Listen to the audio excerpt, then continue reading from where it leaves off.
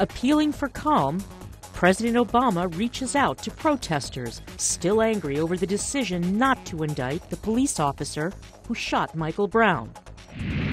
Boko Haram and political intrigue.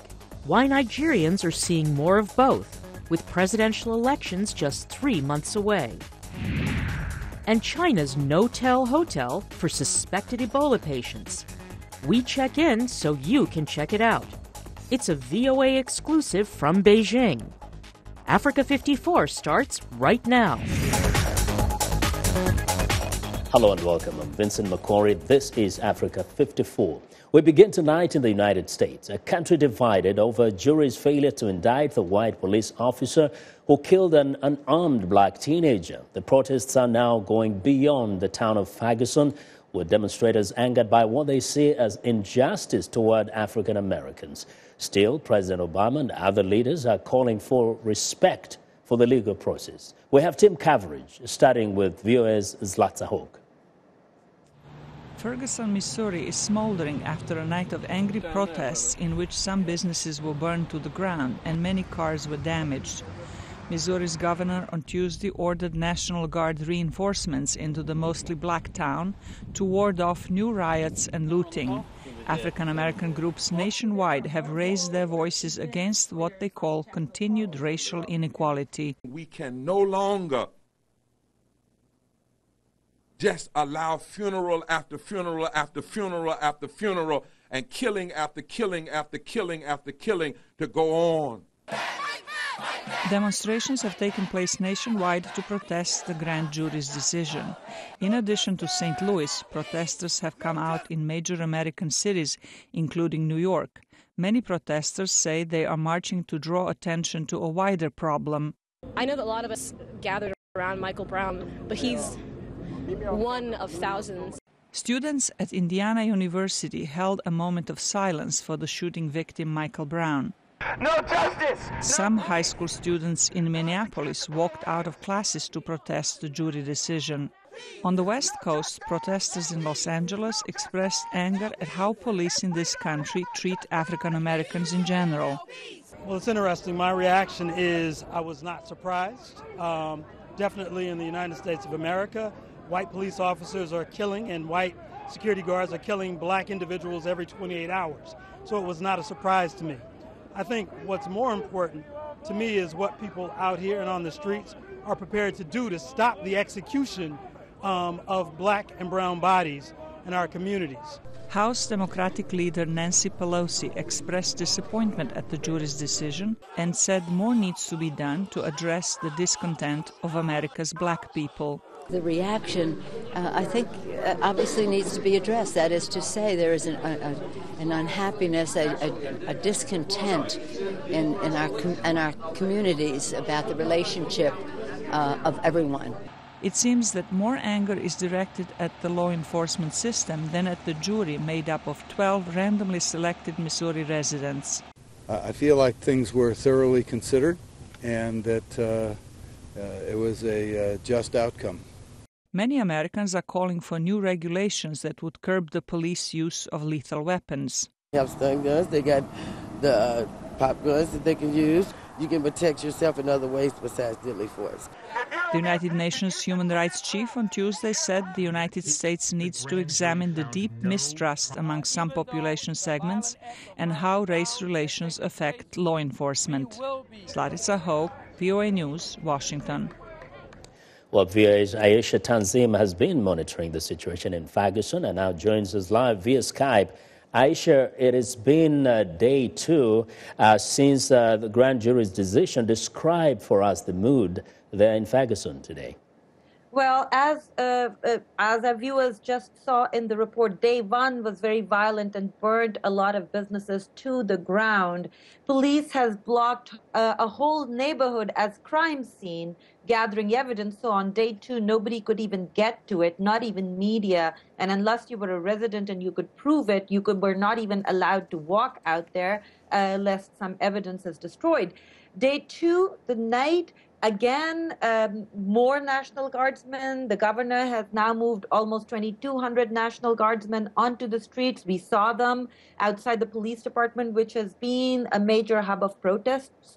But what we saw and what we think happened is there are elements amongst the protesters, very few of them. Most protesters are peaceful. I want to make it clear, most protesters are peaceful, but there seem to be elements among the protesters who seem to want to incite something more. So at the police department, from time to time, we saw somebody trying to throw water bottles or at times a smoke bomb, and that didn't work because there was a huge number of National Guardsmen and police there. And then all of a sudden what we saw was members of the crowd just moving, marching, almost running down the street and around the corner towards the city hall where there was nobody, no police, no National Guardsmen. And all of a sudden, somebody came out banging with huge rocks. We don't know how they got them there.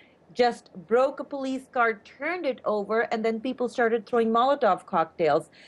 According to CNN, because I was there, I didn't witness it, but so much was happening at the same time. According to CNN, police discovered an unlit Molotov cocktail hiding in the bushes.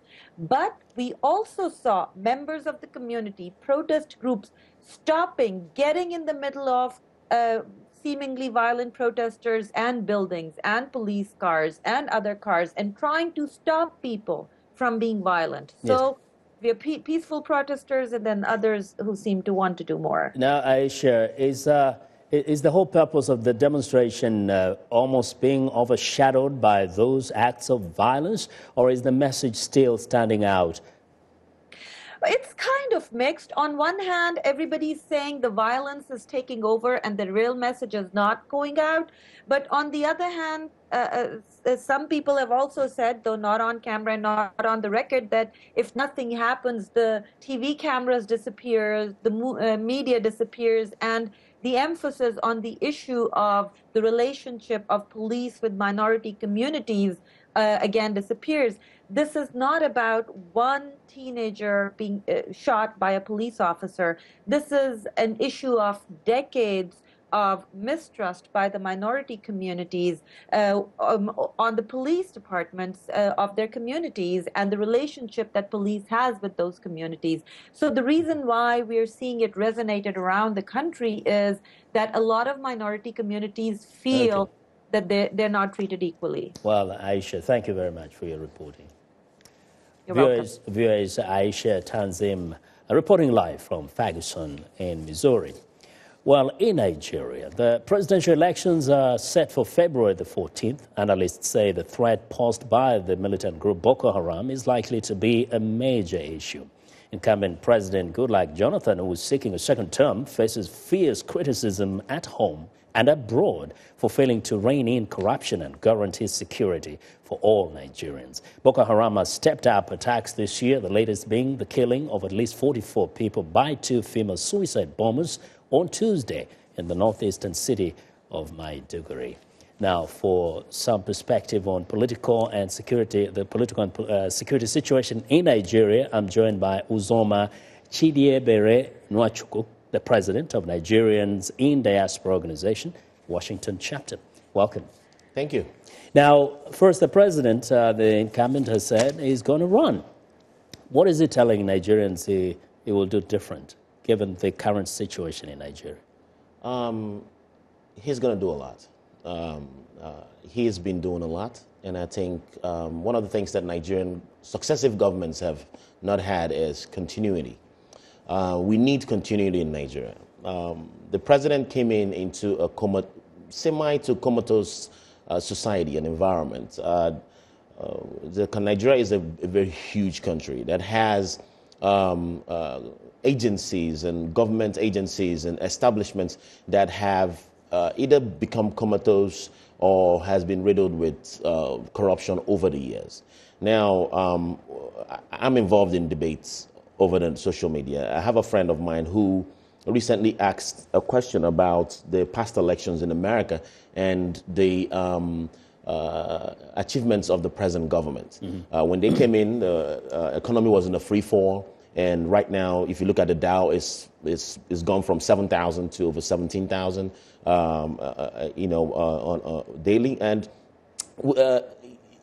the difference between one person now asks, take that and put into Nigeria. How can you describe what Jonathan has done? Especially given that for the last 5 years, he's been the president. Right. Thousands of people have been killed by Boko Haram, right. A threat that initially the government, President Jonathan, ignored or rather dismissed as a minor irritation. Where's the achievement? A lot, actually. You see, we're talking about one section of the economy. We're talking about security. And we're talking this security. This issue is mostly happening in the northern part of the country. Now, remember, Nigeria is a very huge and diversified society. We have the north, we have the west, we have the south. Now, Boko Haram, as much as it's been treated politically, to me personally, is a cancer. It's a cancer that needs to be rooted out. Now, it might not be completely fair that it started, that Goodluck Jonathan was the president that ignored it. They started during President Obasanjo's time. And he was the person that treated it with a lukewarm attitude. Mm-hmm. The president has he has refused to use brute force because basically Boko Haram is an unidentifiable foe. You know, the thing is, nobody denies the nature of Boko Haram. Right. Everybody's criticism is on the handling. Nobody seems to be very clear about what President Goodluck Jonathan is really doing in terms of, defeating this threat or even in engaging with the citizens who have been severely affected every day. How can somebody defend that policy? It's a lot that's been done. And now in Nigeria, GSM cell phones are being registered with names and fingerprints, and a lot of things have changed. These are security apparatuses that were not there prior to him coming into power. He has done that. The SSS there's increased community policing, which in our society right now, due to how Nigeria currently is. It's very hard to have for anybody to really do their job when the community is not really giving you what you need. Yeah. Now, if the community is so much afraid because of their identity, now it's very hard for any police officer to do their job, or the army. Now, but if you've noticed, there have been some towns that have been taken and they were being retaken back. Now, again, Boko Haram is an unidentified foe. Yeah. If we are facing someone who you can, like I'm with you right now, I know I'm going after you, then it could have been fair to really, put the government in perspective of they are not doing so much. How much can you do without committing genocide? How much can you do without really probably doing things that will be against international policies that you are part of and have agreed to? Yeah, I think the biggest problem is that nobody seems to understand what's really happening, truly, right. And what's happening especially to the missing girls of Chibok and many other girls and other people have been kidnapped and being killed every day. Nevertheless, Mr. Nwachukwu, thank you very much for joining us today. Thank you. Well, Uzoma Chidiebere Nwachukwu is the president, Nigerians in Diaspora Organization, Washington, D.C. chapter. Well, the Lake Chad Basin is also fending off insurgents. A multinational commission says millions of dollars are needed to fund the operation. Well, this week, the executive secretary, Mr. Sanusi Abdullahi, met with chiefs of defense staff from member states in Abuja. Well, we have a report from our partner channels TV in Nigeria. This is the fourth meeting of ministers and chiefs of defense staff and heads of security intelligence from members of the Lake Chad Basin Commission and Republic of Benin to review best strategies in the fight against terrorism. Nigeria's Chief of Defense Staff, Air Marshal Alex Bade, believes such collaboration with member states is needed to stop terrorism. This is the time for affirmative action. It is very important for us to build enduring structures that will have pragmatic value on the Lake Chad Basin Commission community. The military structure in terms of the Multinational Joint Task Force is one of such structures and has to be fully activated. The Lake Chad Basin Commission has estimated that it will need 8.714 billion cefas to fund the multinational forces at the borders. The Lake Chad Basin Commission is committed and determined to support the Multinational Joint Task Force to see that the force is maintained and sustained at top capacity to face the challenges of its mission. In this regard, we are submitting to the Council of Ministers of the Lake Chad Basin Commission a budget of 8.714 billion CFA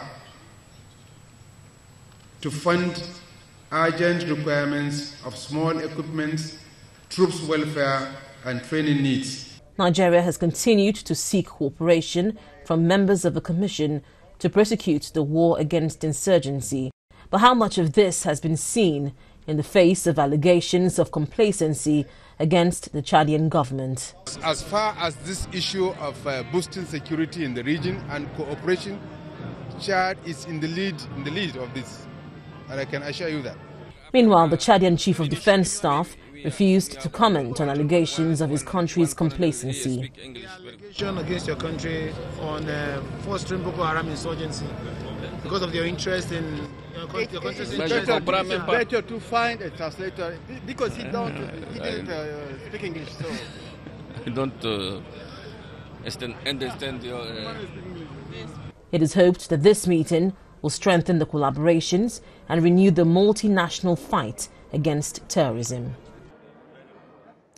Well, we want to know what you think about Africa 54 and the stories we cover. Join the conversation on Facebook and check out our headlines 24/7 on voaafrica.com. Coming up, well, it looks like a hotel, but it's really a quarantine center. An inside look at China's answer to stopping Ebola. Stay with us.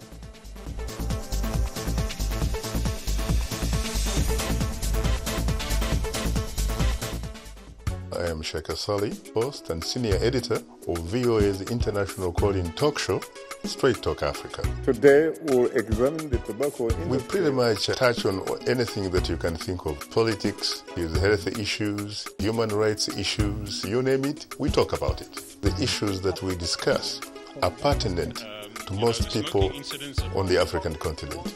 A very, very rare and unique opportunity to interact with their leaders.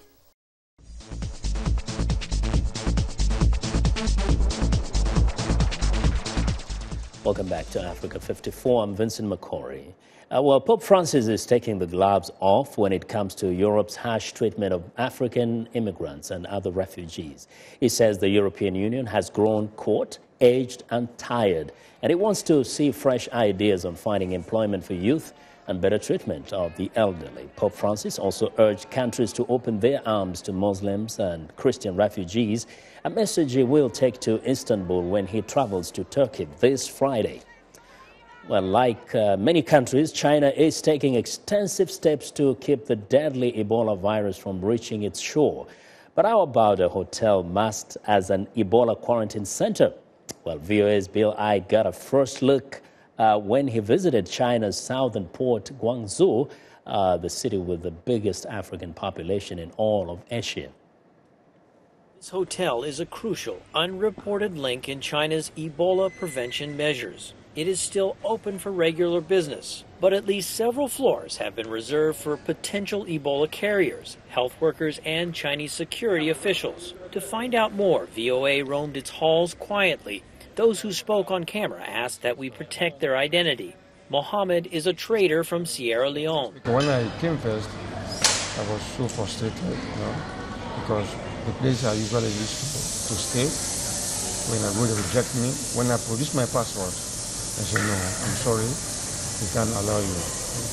So it's like 2 to 3 hours. I was so tired. I took about 15-hour flight from Africa to here. I want to ease myself. I want to take a bath. I can't.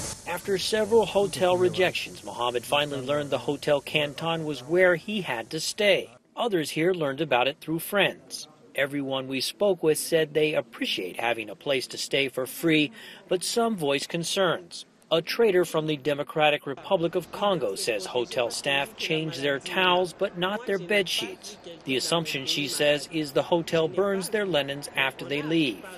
The disease is in Africa, so they have to take these measures. But they should not treat people like dogs. However, we're not sick. They come to check us every morning and every evening.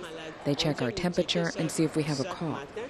Since we've been here, No one has shown signs of the disease, but they don't trust us.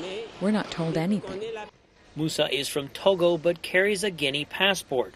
We interviewed him on the street outside the hotel after management voiced concerns we were disturbing its guests.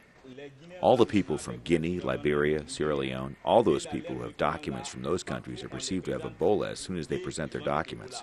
But there are also foreigners who've been to those countries but are not considered to have Ebola. So it is not people who have Ebola, it is the passports. For many of China's new arrivals from Africa, the measures in place here are unlikely to change anytime soon. Bill Ide, VOA News, Guangzhou. Well, I'll stay with Africa 54 for more of Bill Ide's reporting from Guangzhou. In his next story, we look at the intensified crackdown against unregistered businesses and visa overstays in the port city. Well, still to come on Africa 54, every bunny join in.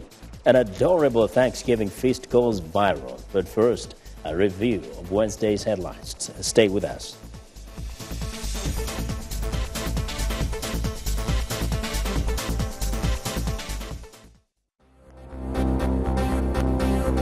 If you've just joined us, I'm Mariama Diallo, and here is a quick recap of today's headline. In Kenya, protesters demand more security after bus attack left 28 non-Muslims executed in the northeast.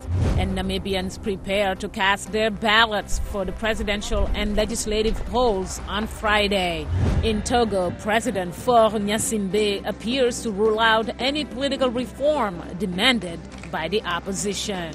In Sierra Leone, burial workers are sacked after snatching Ebola victims from a mortuary and dumping their bodies in the street over a pay dispute. And finally, European Union medical aid arrives in Liberia in response to the Ebola crisis. That's it for today. Thanks for watching. We'll see you next time.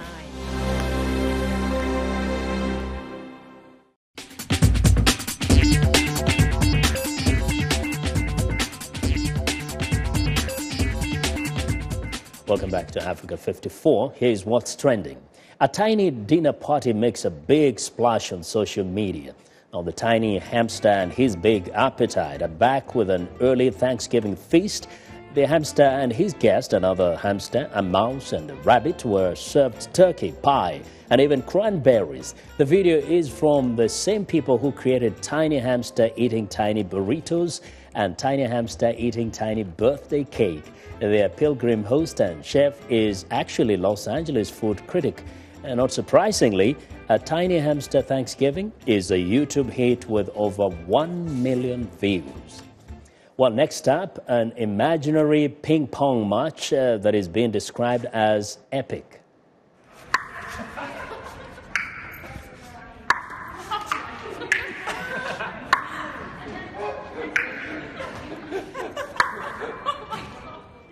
Well, these two cheerful London Tube travelers turned the long wait for the Central Line train from a boring annoyance to a good opportunity to have a game of make-believe ping pong. As the match progressed, the two players hit the ball harder and farther down the platform to the amazement of the crowd. Now, the video, Epic London Underground Ping Pong Battle, has been viewed on YouTube over 370,000 times. And finally, we still haven't learned our lessons about bringing dinosaurs back to life.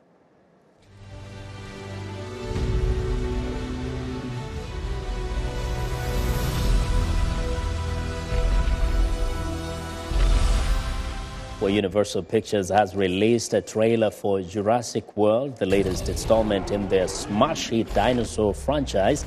It looks like scientists have been messing around in the labs, some more creating yet to be revealed unique dino attraction. Of course, the creature decides it doesn't want to be kept in a giant zoo. Jurassic World hits theaters next summer, and that is what is trending today.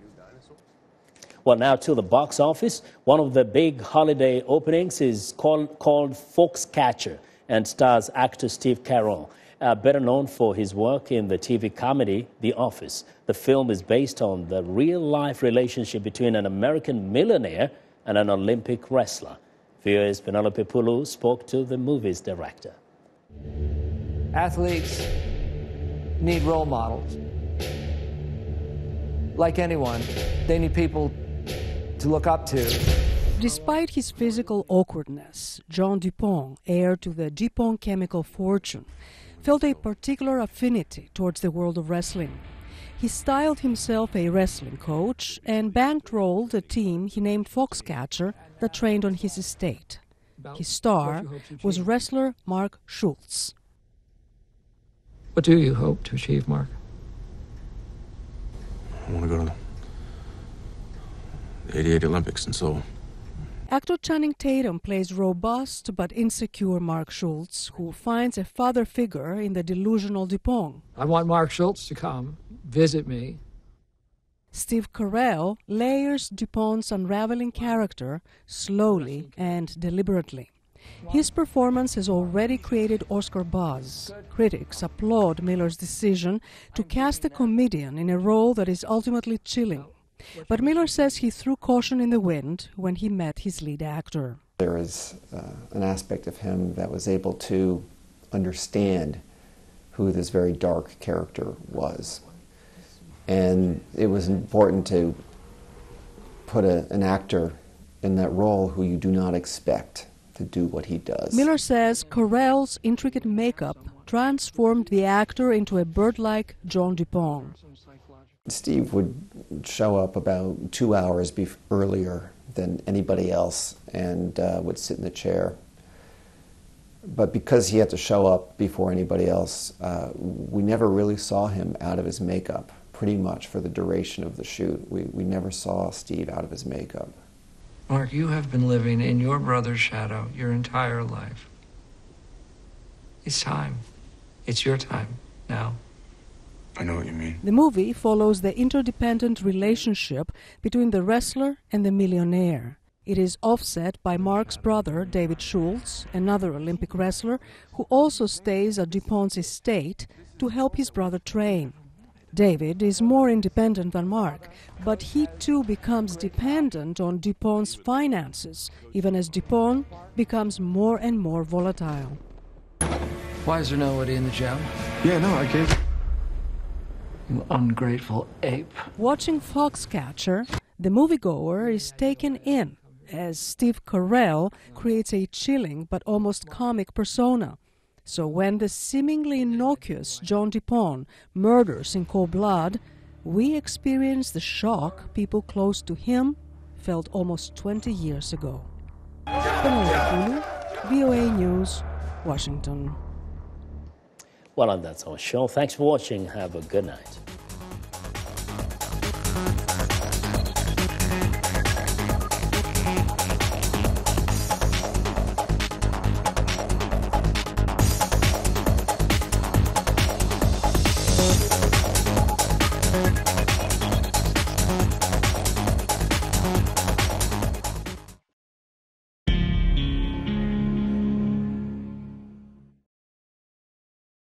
I am Sheikha Sali, host and senior editor of VOA's international calling talk show, Straight Talk Africa. Today we'll examine the tobacco industry. We pretty much touch on anything that you can think of. Politics, health issues, human rights issues, you name it, we talk about it. The issues that we discuss are pertinent to most people on the African continent. A very, very rare and unique opportunity to interact with their leaders. We are able to touch on things that are important to people on an everyday basis. Hello and welcome. I'm Vincent Makori. This is Africa 54. In a lively half hour, news, sports, health, lifestyle information, comments from our viewers. Africa 54, the best for Africa, about Africa. Join us only on VOA.